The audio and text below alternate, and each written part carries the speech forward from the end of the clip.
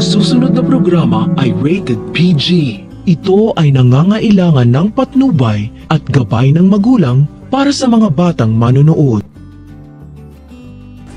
Dumating na ang kinakatakutang mangyari na mag-inang Moira at Zoe sapagkat si Lolo Pepe mismo ang nakabuking na hindi pala totoong anak ni Ubeng si Zoe. Pero ang buong akala ni Lolo Pepe hindi alam ni Zoe na hindi siya totoong tanyag at paniwalang paniwala naman si Lolo Pepe sa pagpapanggap ni Zoe na hindi niya alam. Naalala kasi ni Zoe na kailangan niyang magpanggap na hindi niya kakampi ang mami niya para wag siyang pag-initan ni Lolo Pepe kaya nilaglag niya ang mami niya. Dahil ang sinisisi ni Lolo Pepe ay walang iba kundi si Moira dahil biktima lang sila pati si Zoe sa kademonyuhan ni Moira kaya matitikman niya ang galit ni Lolo Pepe.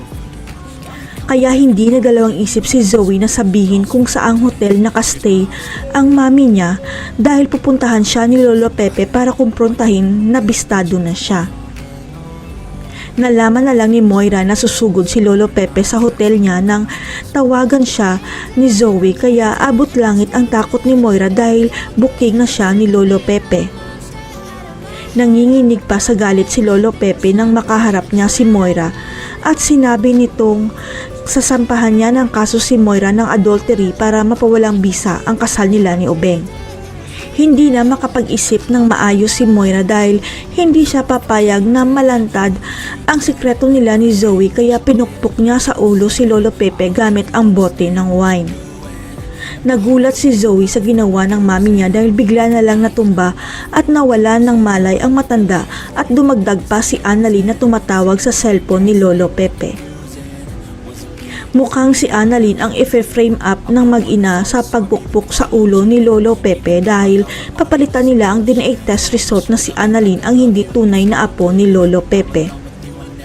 Pero hindi magtatagumpay ang kasamaan ni Moira at Zoe dahil kasama ni Annalyn si Regan at ililigtas nilang dalawa si Lolo Pepe bago maging huli ang lahat. Kaya lang si Lolo Pepe na naman ang makokomatos kaya hindi pa niya maibubunyag na si Moira ang gustong pumatay sa kanya dahil nabisto niya na hindi tanyag si Zoe. Hanggang sa mag-imbestiga ang mga pulis at nakita nila ang boteng ginamit sa pagpukpok sa ulo ni Lolo Pepe at kinuha ang fingerprints sa bote at minatch kay Moira. Makukulong na kaya si Moira dahil nagmatch ang fingerprints niya sa bote? Makaligtas pa kaya si Lolo Pepe o tuluyan na siyang mawawala sa serye?